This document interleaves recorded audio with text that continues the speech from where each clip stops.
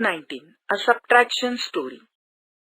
Before this, we learned from chapter 16 how to sum from the stories. Now learn how to subtract from the stories. 1. Vaishali had bought 54 beads. She had 21 beads left after making a string of beads. How many beads did she thread into the string? Answer. Now see how to solve it. Total 54 beads. Before, we have learned to group 10 as well as grouped of 10 of 54 beads. If 5 group and 4 single beads.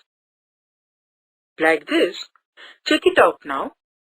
While reducing 21 beads, 2 group of 10 and 1 single bead are reduced. Remaining beads, 3 groups means 30 and 3 single beads means 33 beads are left. Look in the structure or layout, brought beads 54 and minus thread beads 21, which means 54 minus 21 equals 33. In this way, solve the following examples through the tens and unit structure. 27 minus 13 equals 14. 37 minus 25 equals 12. 68 minus 34 equals 34. 98 minus 40 equals 58. 2. Anand read 28 storybooks. Sagar read 14. How many more books did Anand read than Sagar? Answer. To solve this example, subtract small number from big number. Books read by Anand equal to 28 minus books read by Sagar equal to 14 means 28 minus 14 equals 14.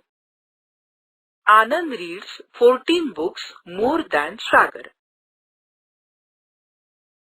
Let's see another example. 3. There were 18 birds sitting on the tree in the passage of Parth. Of these, 11 birds are flew away. Tell how many birds remained on the tree? Answer. Birds sitting on tree equal to 18 minus birds are flew away equal to 11 means 18 minus 11 equals 7. So, there were 7 birds on the tree. Solve this type of example and show it to your teacher.